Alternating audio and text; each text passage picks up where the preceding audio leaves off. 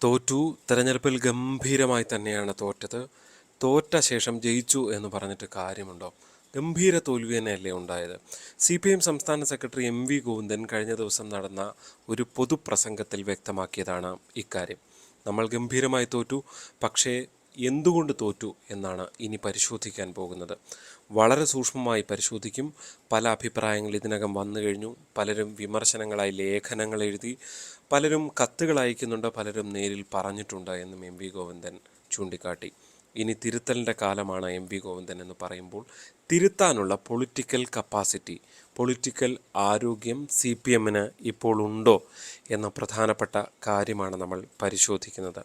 എന്തുകൊണ്ട് അങ്ങനെ ഒരു കാര്യം പരിശോധിക്കുമ്പോൾ CPM സംസ്ഥാന സെക്രട്ടേറിയറ്റ് യോഗങ്ങൾ ചേർന്നുകൊണ്ട്, സംസ്ഥാന സമിതിയും ചേർന്നുകൊണ്ട് തോൽവി വിലയിരുത്താൻ ചേരുന്ന ഒരു പശ്ചാത്തലത്തിൽ CPMന് ഈ ഒരു തിരുത്തൽ സാധ്യമാണോ എന്നുള്ളതാണ്.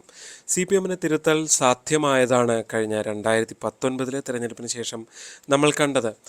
2019 ലോക്സഭാ തെരഞ്ഞെടുപ്പിൽ തോറ്റ ശേഷം 2021 പിണറായി വിജയന് തന്നെ അധികാരത്തിലെത്താൻ കഴിഞ്ഞു എന്നുള്ളത് വസ്തുതയാണ്. പക്ഷേ അന്നത്തെ പാർട്ടിയാണോ, അന്നത്തെ സാഹചര്യമാണോ ഇന്നുള്ളത്? അന്ന് പാർട്ടിയെ നയിച്ചിരുന്നത് കോടിയേരി ബാലകൃഷ്ണൻ എന്ന CPMൻ്റെ ഏറ്റവും ശക്തനായ നേതാവാണ്. ഇന്ന് MV ഗോവിന്ദൻ മാസ്റ്റർ നയിക്കുമ്പോൾ പിണറായി വിജയനെ ഉൾപ്പെടെ പാർട്ടി ഒന്നാകെ തിരുത്താനുള്ള കപ്പാസിറ്റി MV ഗോവിന്ദനും ആ പാർട്ടിക്കും ഉണ്ടോ എന്നുള്ളതാണ് ഏറ്റവും ശ്രദ്ധേയമായ ചോദ്യം.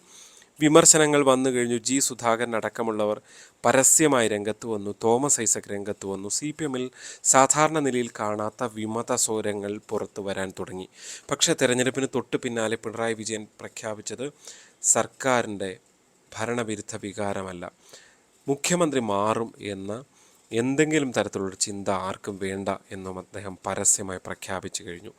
ഇങ്ങനെ പ്രഖ്യാപിച്ച CPM രാഷ്ട്രീയത്തിലെ ഏറ്റവും അതിശക്തനായൊരു നേതാവ് അവിടെ നിൽക്കുമ്പോൾ CPMനെ തിരുത്താൻ ആർക്കാണ് സാധിക്കുക? പ്രത്യേകിച്ച് കഴിഞ്ഞ കുറേ കാലമായ ഒരു രണ്ടാം നിര നേതാക്കളെ അണിനിരത്തിക്കൊണ്ടാണ് CPM മുന്നോട്ട് പോകുന്നത്. ഇപ്പോൾ സുധാകരനെ പോലുള്ള നേതാക്കൾക്ക് സംസ്ഥാന സെക്രട്ടേറിയറ്റിൽ പോലും എത്താൻ കഴിയാത്ത നിലയിലേക്ക് കാര്യങ്ങൾ പോയി എന്നത് വസ്തുത തന്നെയാണ്. തൊട്ടു പിന്നാലെ MV ഗോവിന്ദനെ പാർട്ടി സെക്രട്ടറി ആക്കുന്നു. EP ജയരാജനെ പോളിറ്റ് ബ്യൂറോയിൽ പോലും എത്തിക്കാതെ വിജയരാഘവനെ ഒപ്പം തന്നെ ഗോവിന്ദൻ മാഷയും മുൻനിർത്തി EP ജയരാജൻ ഉൾപ്പെടെയുള്ളവരെ തഴയുന്നു. P ജയരാജനെ തഴയുന്നു. ശൈലജ ടീച്ചറെ ഫലത്തിൽ തഴയുന്ന സാഹചര്യം ഉണ്ടാകുന്നു. അതായത് ഒരു രണ്ടാം നിര നേതാക്കളെ വെച്ച് മന്ത്രിമാരെ ഉണ്ടാക്കുന്നു. പാർട്ടിയെ മുന്നോട്ട് കൊണ്ടുപോകുമ്പോൾ തൻ്റെ കയ്യിലേക്ക് പാർട്ടിയെ ഒതുക്കാം എന്ന പിണറായി വിജയൻ്റെ തന്ത്രം ഫലത്തിൽ വിജയിക്കുകയാണ് ചെയ്തത്.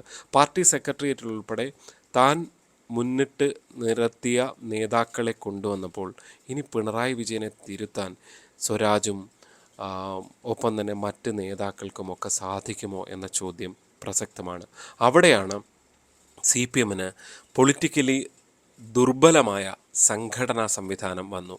സംഘടനയേക്കാൾ വലുതായി പാർട്ടി മാറി എന്നുള്ള കാഴ്ചയാണ് കഴിഞ്ഞ കുറച്ച് വർഷങ്ങളായി കണ്ടുകൊണ്ടിരുന്നത്. അതുകൊണ്ട് തന്നെ ഈ ദുർബലമായ പാർട്ടിക്ക് CPMനെ പിണറായി വിജയനെ തിരുത്താൻ കഴിയുമോ എന്നുള്ളതാണ് ഏറ്റവും പ്രധാനപ്പെട്ട ചോദ്യം. എന്തായാലും ഭരണവിരുദ്ധ വികാരമില്ല എന്ന് പിണറായി വിജയൻ പറയുമ്പോൾ അത് തന്നെ അനുസരിച്ച് മുന്നോട്ട് പോകാനാണ് ഈ പാർട്ടി ശ്രമിക്കുന്നതെങ്കിൽ CPMനൊരു തിരിച്ചുവരവ് സാധ്യമല്ല എന്ന് തന്നെ നിസ്സംശയം പറയാം.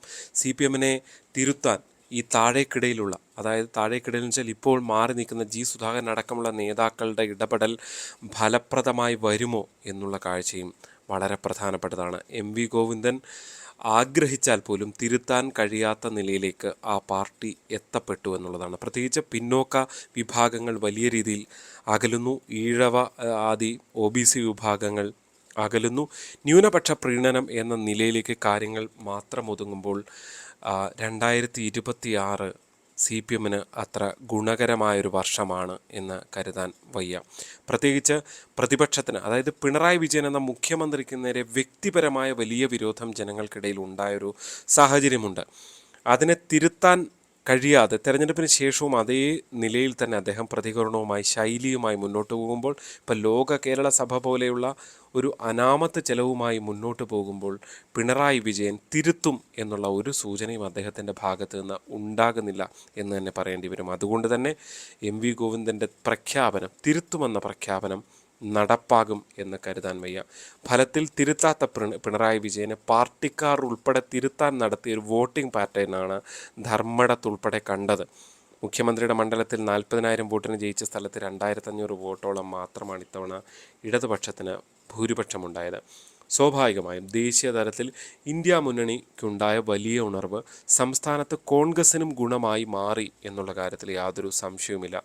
ആ ഒരു സാധ്യത കൂടി മുൻനിർത്തി കോൺഗ്രസ് വലിയ നേട്ടത്തിന് ശ്രമിക്കുമ്പോൾ കോൺഗ്രസിൽ BD സതീശൻ,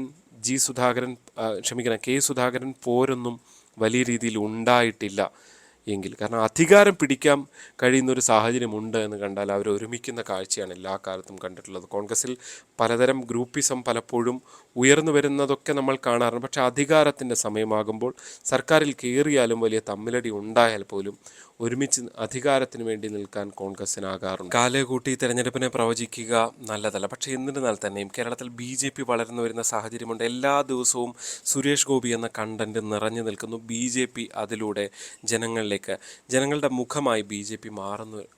സുരേഷ് ഗോപി മാറുന്ന ഒരു കാഴ്ചയിൽ കൂടുതൽ ജനങ്ങൾ BJPയിലേക്ക് അടുത്താൽ പുന്നപ്ര, വയലാറിൽ, കണ്ണൂരിലടക്കം BJP വോട്ട് കൂട്ടുകയാണ്. അവിടെ CPMന് വോട്ട് കുറയുകയും ചെയ്യുന്നു. ആ സാഹചര്യത്തിൽ CPM കൂടുതൽ ദുർബലമാകുകയാണ്. തൊട്ടിപ്പുറത്ത് UDFനുള്ള സാധ്യത വർദ്ധിക്കുന്നു. 2026 അത് LDFൻ്റേതല്ല എന്ന് പ്രവചിക്കേണ്ടി വരികയാണ്. നിങ്ങളുടെ അഭിപ്രായം എന്താണ്? കമൻറ്റായി രേഖപ്പെടുത്തുക. ചാനൽ സബ്സ്ക്രൈബ് ചെയ്യാത്ത സുഹൃത്തുക്കൾ സബ്സ്ക്രൈബ് ചെയ്യാനും താല്പര്യപ്പെടുകയാണ്. ഇനി പിണറായി വിജയനെ തന്നെ മാറ്റാൻ CPM തയ്യാറാകുമോ? നിങ്ങൾ ഉത്തരം പറയുക. നന്ദി.